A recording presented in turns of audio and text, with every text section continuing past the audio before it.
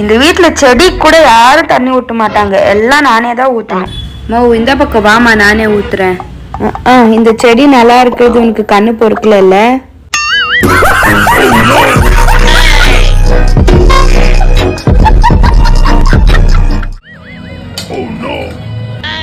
ஏய் காவியா, கிச்சன்ல என்னடி பண்ற? சமையல் பண்ணிட்டு இருக்கம்மா. ஏமா நீ சமைச்சு வச்சுட்டு உங்க அப்பா கிட்ட என்ன திட்டு வாங்கிக்க சொல்றியா?